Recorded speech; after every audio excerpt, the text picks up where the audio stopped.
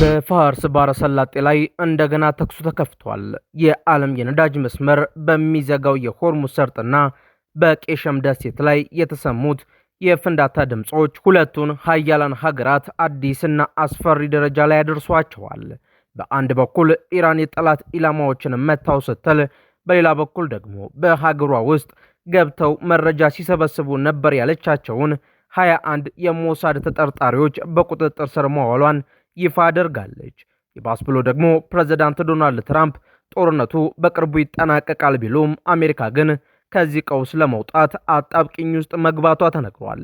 ለመሆኑ በሆርሙዝ ሰርጥ ምን ተከሰተ? 21ዱ የሞሳድ አባላት እንዴት ተያዙ? ትራምፕስ ከዚህ ጦርነት ለመውጣት የሚያስችላቸው አማራጭ አላቸው ወይ? የሚለውን የእነዚህን ሰበር መረጃዎች ዝርዝር ይዘንላችሁ ቀርበናል። እስከ መጨረሻው አብራችሁን ቆዩ። እናንተ ደግሞ ቪዲዮቻችን ወደ ብዙ አድማጭ ተመልካቾች ይደርስ ዘንድ ቪዲዮን ላይክ እና ኮመንት እንዲሁም ሼር በማድረግ ጀምሩት። አዲስ የሆናችሁ ደግሞ ቻናላችንን ሰብስክራይብ በማድረግ ዓለም አቀፋዊ ተአማኒ መረጃዎችን ያገኙ። በቄሸም ደሴትና በሆርሙዝ ሰርጥ አካባቢ የፍንዳታ ድምጾች መሰማታቸው ተገልጿል። የኢራን የዜና ምንጭ የሆነው ታስኒም የዜና ወኪል የመረጃ ምንጮቹን ጠቅሶ እንደዘገበው በፋርስ ባሕረ ሰላጤ በሚገኘው ቄሸም ደሴት አካባቢ ሁለት ከፍተኛ የፍንዳታ ድምጾች ተሰምተዋል ሲል ዘግቧል። እንደ ዜና ወኪሉ ዘገባ ከሆነ ፍንዳታዎቹ የተከሰቱት የኢራን የባህርና የአየር መከላከያ ኃይሎች በሆርሙዝ ሰርጥ መግቢያ በኩል ወደ ሀገሪቱ የአየር ክልልና የባህር ወሰን ለመግባት የሞከሩ ተቃራኒ ወይም የጠላት ኢላማዎችን በቁጥጥር ስር ለማዋልና ለማክሸፍ ባደረጉት ወታደራዊ እርምጃ ምክንያት ነው ሲል አስታውቋል። የኢራን ወታደራዊ ኃይሎች በእንቅስቃሴው ዙሪያ የደረሱበትን ውጤትና ዝርዝር መረጃ ይፋ እንደሚያደርጉ የተገለጸ ሲሆን አልጀዚራ እና ሌሎች ዓለም አቀፍ የዜና ተቋማት ሁኔታውን በቅርበት እየተከታተሉ ይገኛሉ። በቄሸም ደሴት ላይ የተከሰተው ፍንዳታ በትንሽ ደሴት ወሰን ውስጥ ብቻ የሚቀር ተራ ወታደራዊ አጋጣሚ ሳይሆን የዓለምን ፖለቲካዊ ውጥረት የሚያናጋና የዓለም አቀፍ ኢኮኖሚን በተለይም የነዳጅ ገበያን በቀጥታ ስጋት ላይ የሚጥል ትልቅ ክስተት ነው። ደሴቷ በሆርሙዝ ሰርጥ መግቢያ ላይ የምትገኝ ትልቅ ደሴት በመሆኗ ኢራን በወደቧና በዙሪያዋ ባሉ ደሴቶች ላይ የባህር ኃይልና የሚሳኤል መከላከያ ስትራቴጂካዊ ጣቢያዎችን አቁማበታለች። በዚህ አካባቢ የሚደረግ ማንኛውም ወታደራዊ እንቅስቃሴ በባህር መርከቦች ነፃ እንቅስቃሴ ላይ ቀጥተኛ ስጋትን ፈጥሯል። የኢራን ኃይሎች የጠላት ኢላማዎችን አክሽፈናል ማለታቸው በአካባቢው ያሉ የአሜሪካ፣ የእስራኤል ወይም የሌሎች ክልላዊ ኃይሎች ሰው አልባ አውሮፕላኖች ወይም የባህር ኃይል እንቅስቃሴዎች በከፍተኛ የአየር መከላከያ ራዳር ቁጥጥር ስር መሆናቸውን ያሳያል። በሆርሙዝ ሰርጥ ላይ የሚደረጉ መሰል ድንገተኛ ፍንዳታዎችና የመከላከያ እርምጃዎች የባህር ኃይል ፍጥጫዎችን ወደ ሰፊ ክልላዊ ግጭት የማሳደግ እድላቸው ከፍተኛ ነው። በፋርስ ባሕረ ሰላጤ የሚያልፉ የነዳጅ ጫኝ መርከቦች የመድን ዋስትና ክፍያ በከፍተኛ ሁኔታ እንዲጨምር በማድረግ የዓለም አቀፍ ንግድና የሎጂስቲክስ ወጪን እያናረው ይገኛል። የኢራን ወታደራዊ አካላት ይፋ የሚያደርጉት መረጃና የአሜሪካ ማዕከላዊ እዝ የሚሰጡት ምላሽ የእርምጃውን ትክክለኛ ገጽታ ይገልጻል። በሆርሙዝ ሰርጥ የሚያልፉ የንግድ መርከቦች የደህንነት ማስጠንቀቂያ ደረጃቸውን ወደ ከፍተኛ በማሳደግ መስመራቸውን ሊቀይሩ ወይም ሊያዘገዩ ይችላሉ ተብሏል። የቄሸም ደሴቱ የሆርሙዝ ሰርጥ ፍንዳታ በተሰማ በጥቂት ሰዓታት ውስጥ የኢራን የስለላ ሚኒስቴር በደቡብ ምስራቅ የሀገሪቱ ክፍል 21 የሞሳድ ተጠርጣሪዎችን በቁጥጥር ስር መዋሉን ማስታወቁ በአካባቢው ያለውን የደህንነት ውጥረት የበለጠ አባብሶታል። ይህም የሚያሳየው በኢራንና በእስራኤል እንዲሁም በምዕራባውያን አጋሮቿ መካከል ያለው ግጭት በባህርና በአየር ላይ ከሚደረግ ወታደራዊ ፍጥጫ ባሻገር በሀገር ውስጥ ወደሚደረግ የከረረ የደህንነትና የስለላ ጦርነት መሸጋገሩን ነው። የኢራን አገር በቀል የዜና አውታሮች የሆኑት ፋርስ ኒውስ እና ታስኒም የሀገሪቱን የደህንነት ሚኒስቴር መግለጫ ዋቢ በማድረግ እንደዘገቡት ተጠርጣሪዎቹ የተያዙት በከርማን በተባለችው የኢራን ክልል በተካሄደ የተቀናጀ የደህንነት ኦፕሬሽን ነው ሲሉ ዘግበዋል። እንደ ዘገባው ከሆነ የታሰሩት ግለሰቦች የተሰጣቸው ተልዕኮ የኢራንን ስትራቴጂካዊ የጦር መሠረተ ልማቶች፣ የቪአይፒ እና የአየር መከላከያ ተቋማት ሚስጥራዊ መረጃዎችን ማሰባሰብ እንዲሁም የተሰበሰበውን ሚስጥራዊ መረጃ በቀጥታ ለሞሳድ የስለላ አውታር ማስተላለፍ ነው ተብሏል።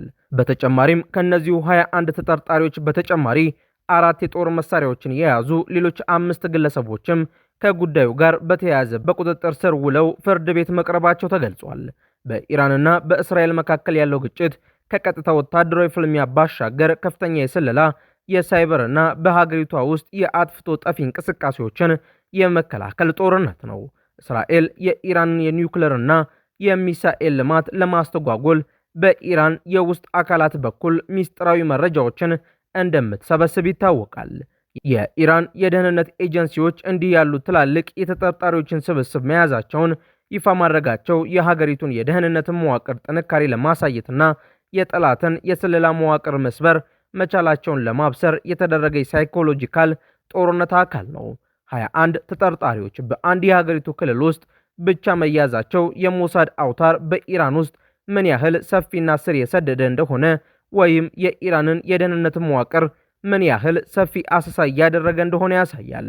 ከርማን የኢራንን በርካታ ወታደራዊ ሚሳኤልና ስትራቴጂካዊ ተቋማት የሚገኙበት ቦታ በመሆኑ ለስለላ ድርጅቶች ከፍተኛ ትኩረት የሚሰጠው ቀጠና ነው።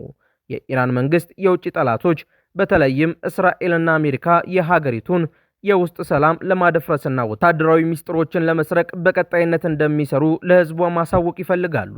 እንዲህ ያሉ ዜናዎች ይፋ ሲደረጉ የህዝቡን ብሔራዊ ደህንነት ስሜትና ጥንቃቄ ለማሳደግ የደህንነት መዋቅሩ ውጤታማ እንደሆነ ለማሳየትና በሀገሪቱ ውስጥ የሚከሰቱ ማናቸውንም አለመረጋጋቶች ወይም የደህንነት ግድፈቶችን ከውጭ ኃይሎች ሴራ ጋር በማያያዝ የህዝብ ድጋፍ ለማግኘት ያገለግላሉ። ምንም እንኳን የኢራን የደህንነት ሚኒስቴርና እንደ ፋርስ ኒውስ ያሉ መንግስታዊ መገናኛ ብዙሃኖች የሞሳድ ወኪሎች መያዛቸውን ቢዘግቡም የገለልተኛ ተቋማትና የሰብአዊ መብት ተሟጋቾች ስጋታቸውን እየገለጹ ይገኛሉ። በቂ የፍርድ ቤት ማስረጃ፣ ግልጽነት ያለው የህግ ሂደትና የተጠርጣሪዎችን ማንነት ይፋ ሳይደረግ የሚከናወኑ እስራቶች አንዳንዴ በፖለቲካዊ ምክንያቶች ወይም በውስጥ ተቃዋሚዎች ላይ የሚደረጉ እርምጃዎች ሊሆኑ ይችላሉ የሚል ጥርጣሬዎች ይነሳባቸዋል።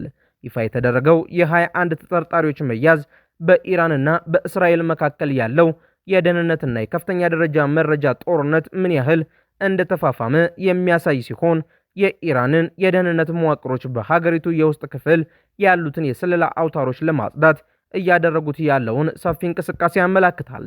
በሌላው ሰበር መረጃችን ትራምፕ ከኢራን ጋር ያለው ግጭት በቅርቡ ይጠናቀቃል ሲሉ ገልጸዋል። የአሜሪካው ፕሬዝዳንት ዶናልድ ትራምፕ በዋይት ሃውስ ከጋዜጠኞች ጋር ባደረጉት ቆይታ አሜሪካና እስራኤል ከኢራን ጋር የገቡበት ወታደራዊ ግጭት በጣም በቅርብ ጊዜ ውስጥ ይጠናቀቃል የሚል እምነት እንዳላቸው አስታውቀዋል። ፕሬዝዳንቱ በኦቫል ኦፊሳቸው በሰጡት መግለጫ ግጭቱ በቅርቡ የሚያበቃ ይመስለኛል፣ ኢራን ከዚህ በላይ ረጅም ርቀት መጓዝ የምትችል አይመስለኝም ብለዋል። ኦማንና ኳታር ባደረጉት የድርድር ጥረት ኢራንና ኦማን በሆርሙዝ የባህር ሰርጥ የሚያልፉ የንግድ መርከቦች መስመር ላይ ከስምምነት መድረሳቸው ተገልጿል። ትራምፕ በበኩላቸው የባህር ሰርጡ በአሜሪካ የባህር ኃይል ቁጥጥር ስር እንደሆነና ከሞላ ጎደል ክፍት መሆኑን ጠቅሰው ነገር ግን ሊጣሉ የሚችሉ የባህር ላይ ፈንጂዎች ስጋት እንዳሉ አመልክተዋል። ትራምፕ ከዚህ ቀደም እንደገለጹት የአሜሪካና የእስራኤል ጥቃት የኢራንን ሚሳኤል ማስወንጨፊያዎች፣ የድሮን ማምረቻዎችንና የባህር ኃይል መሠረተ ልማቶችን በከፍተኛ ሁኔታ ማዳከሙን፣ የኢራንን ወታደራዊ አቅም በከፍተኛ ደረጃ መምታቱን ገልጸዋል። ግጭቱን ተከትሎ በዓለም አቀፍ ደረጃ የነዳጅ ዋጋ ጭማሪ ታየ ቢሆንም የሆርሙዝ ሰርጥ የንግድ መስመር ሙሉ በሙሉ ክፍት ሲሆንና ግጭቱ ሲቆም የነዳጅ ዋጋ በፍጥነት ወደ ነበረበት እንደሚመለስ አብራርተዋል። ይህ በእንዲህ እንዳለ የአሜሪካው ፕሬዝዳንት ዶናልድ ትራምፕ ከኢራን ጋር የጀመሩት ጦርነት ወደ 6ኛ ወሩ በገባበት በአሁኑ ወቅት አሜሪካንን ከተወሳሰበውና ተያያዥነት ካለው ከዚህ ግጭት ውስጥ ለማውጣት የሚያስችል ግልጽ የመውጫ መንገድ በማጣታቸው ከባድ ስትራቴጂካዊ አጣብቂኝ ውስጥ መውደቃቸውን ሮይተርስ ዘግቧል። ፕሬዝዳንት ትራምፕ ጦርነቱ ከተጀመረበት ጊዜ አንስቶ በጥቂት ሳምንታት ውስጥ ያበቃል ብለው የተናገሩ ቢሆንም በአሁኑ ወቅት በዲፕሎማሲያዊ ስምምነትና በውጊያ ማባባስ አማራጮች መካከል ተከበው ይገኛሉ። በአሁኑ ወቅት በኦማን አነሳሽነት በወጣው የዲፕሎማሲያዊ መፍትሄ ረቂቅ መሰረት ኢራን በዓለም አቀፉ የነዳጅ መስመር የሆርሙዝ ሰርጥ ላይ ከጦርነቱ በፊት የሌላትን የቁጥጥርና የክትትል ድርሻ እንድታገኝ የሚያስችል ውል ቀርቧል። ይህንን መቀበል ለቴሄራን ትልቅ ዲፕሎማሲያዊና ስትራቴጂካዊ ማሸነፍ አድርገው የሚቆጥሩት ተንታኞች ትራምፕ ይህንን ከተቀበሉ አሜሪካ ቀደም ሲል ያስቀመጠችውን የፖሊሲ ግብ እንደጣሰች ይቆጠራል ብለዋል። በሌላ በኩል ፕሬዝዳንቱ ወታደራዊ እርምጃቸውን በማፋፋም ተጨማሪ የአየር ድብደባዎችን ቢሰነዝሩ ቀውሱን የበለጠ የሚያራዝመውና ወጪውን የአሜሪካ የአጋማሽ ዘመን የምርጫ ውጤት አደጋ ላይ የሚጥል እንደሆነ ይገመታል። የቀድሞ የአሜሪካ የመካከለኛው ምስራቅ ተደራዳሪ አሮን ዴቪድ ሚለር ለሮይተርስ በሰጡት አስተያየት ትራምፕ አሁን ያሉበት ሁኔታ የመጥፎ አማራጮች ስብስብ ነው፣ ነገር ግን ጦርነቱን ያለ ማካካሻ ማቀጣጠል እንደማይቻል የተረዱት ይመስላል ሲሉ ገልጸዋል። እንዲሁም በአሜሪካ የነዳጅ ዋጋ ማሻቀብ፣ የጦር መሳሪያዎች ክምችት መቀነስና የህዝብ ድጋፍ ማሽቆልቆል ለትራምፕ ውሳኔ አሰጣጥ ተጨማሪ ጫና ፈጥሮባቸዋልም ተብሏል። ውድ የአውድ ዓለም የዩቲዩብ ቻናል ተከታታዮቻችን አዳዲስ የተሰሙ ሰበር መረጃዎቻችን እነዚህን ይመስሉ ነበር። በእነዚህ መረጃዎች ላይ ያላችሁን ሀሳብ አስተያየት በኮመንት መስጫው ላይ አስፍሩልን። አዳዲስ መረጃዎችን በፍጥነት ለማግኘትም ቻናላችንን ሰብስክራይብ ማድረጋችሁንና ለሌሎች እንዲዳረስ ላይክ እና ሼር ማድረጋችሁን እንዳትረሱ። በሌላ መረጃ ዳግም እስከምንገናኝ ሰላም ቆዩን።